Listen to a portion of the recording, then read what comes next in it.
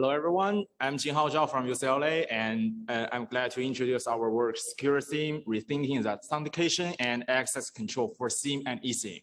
And this work is collaborated with Bo Yanding, Yunqi Guo, Zhao Weitan, and advised by Professor Song Lu. So the SIM card has been used more than 20 years and for nearly all the cellular devices. And while the cellular device has been evolved from the 2G phones, which can only send text or call others, to the current smartphones, support diverse applications, and also these different utility scenarios, including the wearables, car network, and also the IoT scenarios.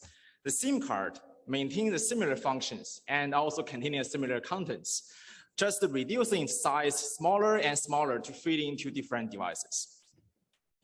And let's see into the SIM. And for the SIM, all the files as the critical parameters used in the cellular connection are installed in this called SIM applet. And includes several files, for example, the identity-related files, such as the IMSI, the phone numbers, etc. And it also includes the security-related files, for example, the root key K, and also some cached contents, the cached KS, ME, etc. And also, it includes the configurations used in the cellular connection. For example, the operator names, the network mode preference, etc.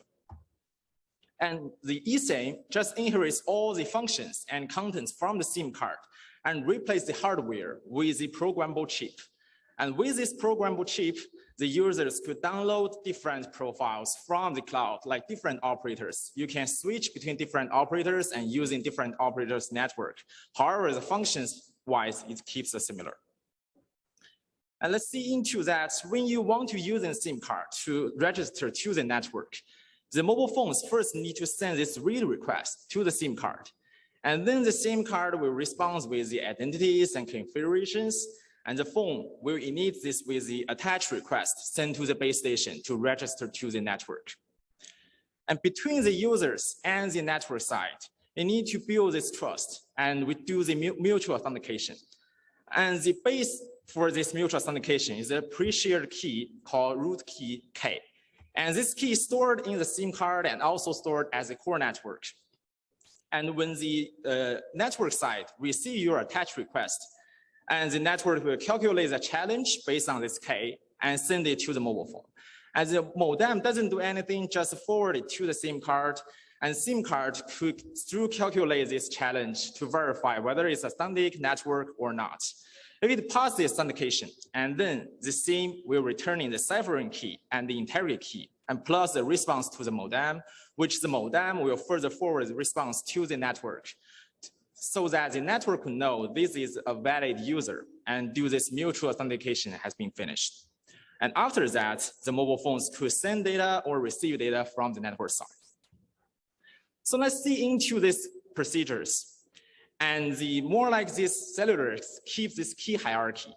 And for the root key, it's installed in the SIM card. And it's generated the ciphering key and the integrity key during this mutual authentication, and further generate the following keys used to protect the signaling messages and also data packets for the encryption and data integrity protection.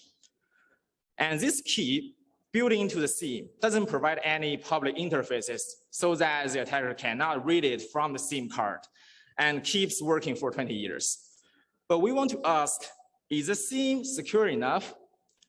And we find that while the single entity works well, and the interoperations between different entities, such as the SIM, the modem, and also the protocol stacks, exposes new vulnerabilities.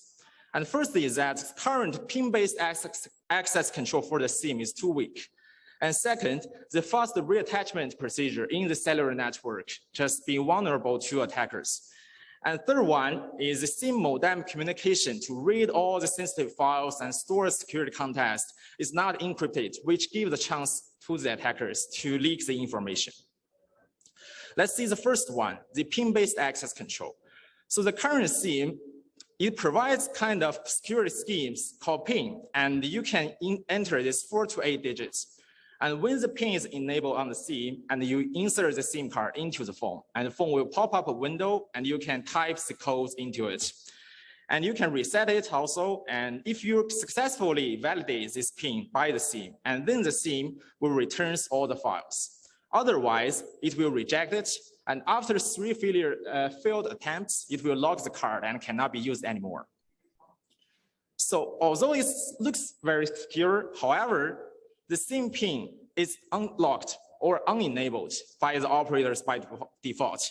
And in our user study, we further find that most of the users even do not know the pin functions and doesn't enable it. While the 94.2% of users says the phone password, only around 10% users says the SIM pin. And furthermore, even you set the SIM pin, this pin is only valid or checked by the modems for once when you insert it into the phone. And during this whole power cycle, for example, if you do not turn off your phone and you will not validate this pin again, and during this whole sessions, and the attackers could extract the information between the SIM and the modem. And second part, the cellular protocols to speed up these attach procedures. When the phones detach from the network from the last session, for example, even due to unstable network, you lose connections. And then the modem will store the security context, include the temporary ID and also the temporary generated keys into the SIM as a secure context. And this security context will be read from the SIM again and do the attachment in later sessions. And this procedure triggers different attach requests as the first time attachment. It's called fast reattach. And with this fast reattach and combining the security context, these phones and the network do not need to perform the mutual authentication, but directly you can start to transmit the application traffic. However, with the current weak access control for the SIM card, the attacker could easily extract the SIM context from the SIM and to launch other attacks we will introduce later. And for the third one, as we can see, the SIM and modem do these communications, and it could read the identity or load the key, store some context. However, all the communications are unencrypted, which gives the chances for the attackers to using a specialized customized hardware called SIM sticker. And this SIM sticker could have the same size as the SIM card and just sit between the SIM and the modem so that all the information could be recorded and even be triggered through the over-the-air transmission and sent to the attacker remotely. And with these three vulnerabilities, we devised a two-step attack. And first is that with only one-time physical access to the SIM card, and the attacker could perform a long-term attacks to all the phones or mobile devices using the SIM or eSIM. And the second, based on the security context, the attacker could do the traffic eavesdropping, the man-in-the-middle attack, or the impersonations. So first, let's see the one-time access attack.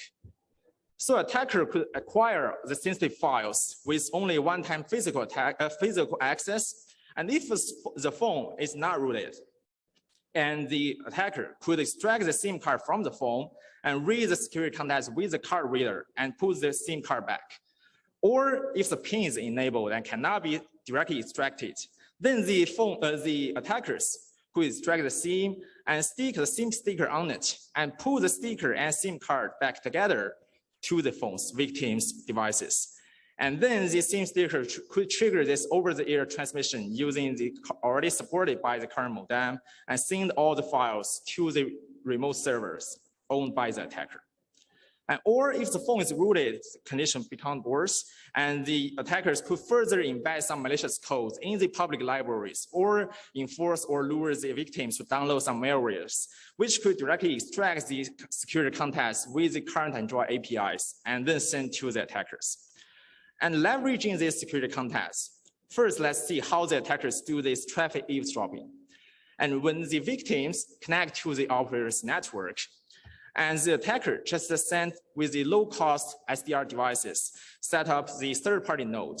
And this node first monitoring the unciphered broadcast messages, signaling messages, to detect the victim and also camp on the corresponding base station. And after that, it could do this logging with all the ciphered victims' traffic. At the current stage, all the traffic are not decrypted, it's still ciphered. And after that, the attacker could do the one-time access attack and acquiring the KSME, the counters, and also the algorithms used in this registration and all protecting for the signaling and data. Combining these two parts, the security context and cipher traces, it could decrypt all the application traffic. And our validation shows that it could successfully extract the security context from the SIM card and also decrypt all the application traffic. And even worse, after the victim, more like the attacker, put back the SIM back to the victim device, the first reattach will make the victim still using the last session's cached keys, which enables the attackers to decrypt the traffic before and after this one-time access attack. So that attacker could monitoring or eavesdropping the application traffic for a very long time. And second attack, with the SIM security context, the attacker could further set a fake network, fake cellular network.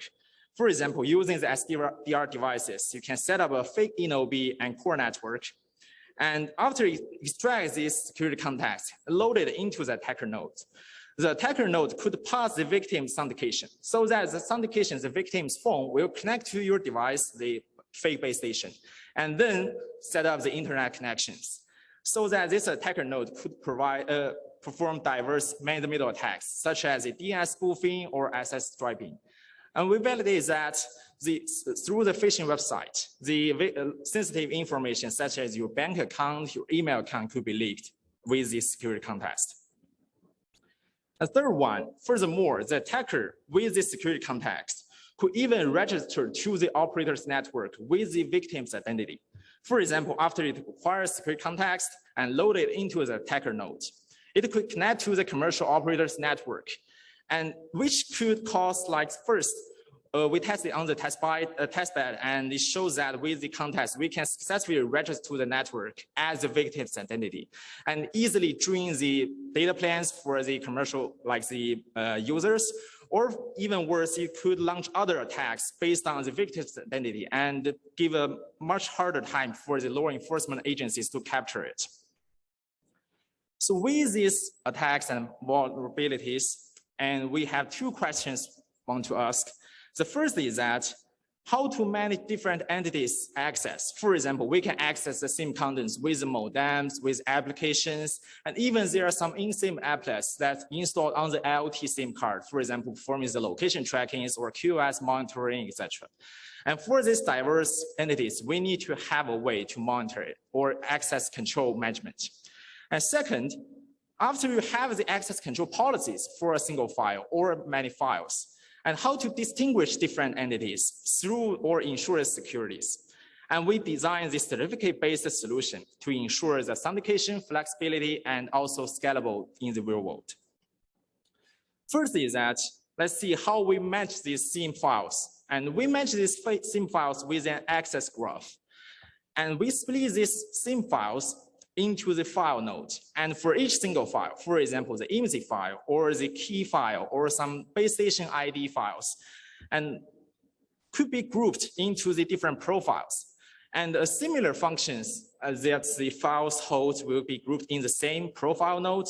And the profile node includes 6 classes. And for example, the security related files, the identity related files, and location related files. And based on that one, we set a multi-root tree to set management all the entities, the off-card entity and in-card applets. And the off-card entity, for example, different card readers, the operators, and subscribers may visit the SIM card with a card reader, or the modems or applications. And also for in-SIM applets, include the location tracking or QoS monitoring, can define by the access policy. And through this access graph, the policies could be automatically checking and ensure the security. And also the operator could define that, for example, the security related profiles could only be accessed by the modem rather than a user application. And with the well-defined like this security policies, the next question we want to answer is that how we can ensure the entity is actually that entity and do this more like authentication. So we designed a certificate-based solution and leveraging the current eSIM infrastructure. And in the eSIM, there are already built up the public say infrastructure. And for the root certs, and we leverage it to sign other entities. For example, we leverage this root cert to sign the modem manufacturers and smart, like the smartphones operating systems or the operators, and which further assign for the subscribers, the modems, or different applications when you publish it to some public like the application store. And we further considering the limited computation resources on the SIM. We designed the selective encryption, automated verification, and also certificate revocation schemes. More details is included in the paper. And we implement the SecureSIM update in a programmable Java card-based SIM card and tested it with the commercial off-the-shelf devices. And we further developed the access policy parser for operators to automatically check in and load the access policies into the SIM card.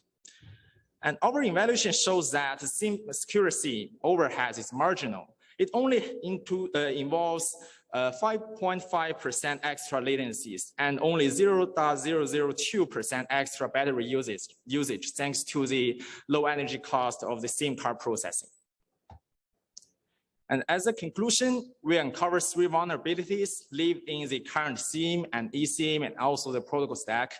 And we devised 3 novel attacks against both the victim devices and also the 4G, 5G infrastructure, and which includes the eavesdropping, man-in-the-middle, and also the impersonation. And we designed the SecureSIM with the access graph and certificate-based solution to ensure the security and also make it gradually deployable in the real world. And thanks for your listening, and I'm welcome to any questions.